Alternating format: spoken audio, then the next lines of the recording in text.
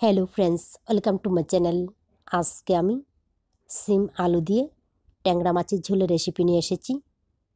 শীতকালে দুপুরে যদি এমন একটা সুস্বাদু রেসিপি থাকে তাহলে পুরো খাওয়াটাই জমে যাবে। তাহলে চলুন দেখে নেই সিম আলু দিয়ে ট্যাংরা মাছের সুস্বাদু রেসিপিটা আমি কিভাবে তৈরি করব।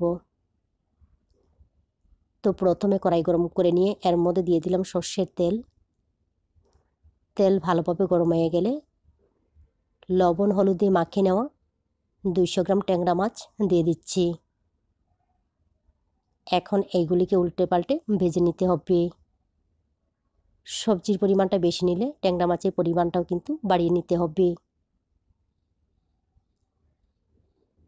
তো উল্টে পাল্টে ট্যাংরা মাছগুলিকে ভালোভাবে ভেজে নেওয়ার পর এখন আমি এইগুলিকে নামিয়ে নেব।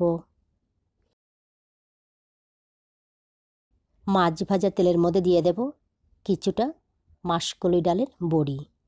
মাসকলাই ডালের বড়িটা কিন্তু অবশ্যই ব্যবহার করতে হবে। এখন এইগুলিকে নাড়াচাড়া করে ভেজে নিতে হবে। বড়ি ভেজে নিতে সময় লাগে না, কম সময় হয়ে যায়। তো কয়েক সেকেন্ড ভেজে নেওয়ার পর এখন আমি এইগুলিকেও নামিয়ে নিচ্ছি। একই তেলের মধ্যে আবারও দিয়ে দেব 2 চামচের মতো সর্ষের তেল।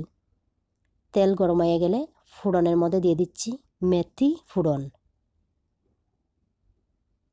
ফোড়নগুলিকে কয়েক সেকেন্ড ভেজে নেওয়ার পর ফোড়নের কালারটা যখন চেঞ্জ হয়ে যাবে এবারে এর মধ্যে দিয়ে দেব লম্বা করে কেটে নেওয়া 2টা আলু। আপনাদের পছন্দ মতো যে কোনোভাবে আলুগুলিকে কেটে নিতে পারেন। এরপর এর মধ্যে সামান্য একটু লবণ হলুদ দিয়ে আলুগুলিকে ভালোভাবে ভেজে নেওয়ার পর এবারে এর মধ্যে দিয়ে দেব কেটে নেওয়া 200 গ্রাম সিম।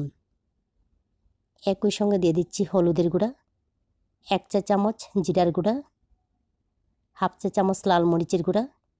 এই রান্নাটা একটু ঝাল ঝাল হলেই ভালো লাগে। দিয়ে দেব আদা কাঁচা লঙ্কা বাটা। এইখানে আমি 3-4টা কাঁচা লঙ্কা, 1/2 ইঞ্চি আদা একসঙ্গে পেস্ট করে নিয়েছি। দিয়ে দিলাম পরিমাণ মতো লবণ। তবে এই সময়ের মধ্যে কিন্তু জল ব্যবহার করবেন না। সবজি থেকে যে জল বের হবে এই জল দিয়ে কিন্তু মিশিয়ে নিতে হবে। সবগুলি উপকরণ ভালোভাবে মিশিয়ে নেওয়ার পর কম আঁচে ঢাকনা দিয়ে কষিয়ে নেব। প্রায় 20 মিনিটের মতো কম আঁচে ঢাকনা দিয়ে কষিয়ে নেওয়ার পর দেখুন সবজিগুলি খুব সুন্দর ভাজা ভাজা হয়ে গেছে। এইভাবে এইগুলিকে কিন্তু ভালোভাবে কষিয়ে নিতে হবে। এবারে এর মধ্যে দিয়ে দেব জল। এইখানে আমি প্রায় 1.5 গ্লাসের মতো জল দিয়ে দিচ্ছি। তবে রান্না করে নেওয়ার পর ঝোলটা যাতে গায়ে মাখা থাকে এমনভাবে থাকলেই বেশি ভালো লাগে। এখন চুলার আঁচটা বাড়িয়ে দিয়ে ঝোলটা ফোটা পর্যন্ত অপেক্ষা করতে হবে। ঝোলটা যখন ফুটতে শুরু করবে এবারে এর মধ্যে দিয়ে দেব ভেজে নেওয়া মাসকলাই ডালের বড়ি ট্যাংরা মাছ।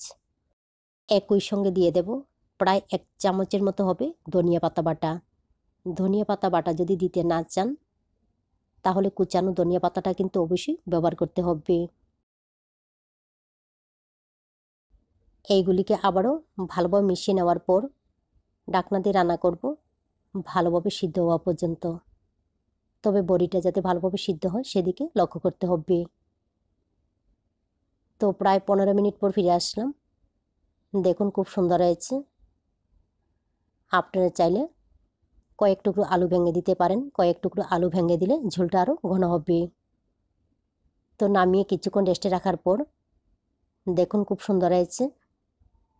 অবশ্যই 2 থেকে 3 টুকরো আলু ভেঙে দেবেন, তাহলে ঝোলটা আরও ভালো লাগবে। তো আমার রান্না সম্পূর্ণ রেডি। শীতের দুপুরে এইভাবে সিম আলু দিয়ে ট্যাংরা মাছের ঝোল রান্না করে খেয়ে দেখবেন, ভালো লাগে। ভালো লাগলে অবশ্যই লাইক শেয়ার এবং সাবস্ক্রাইব করবেন।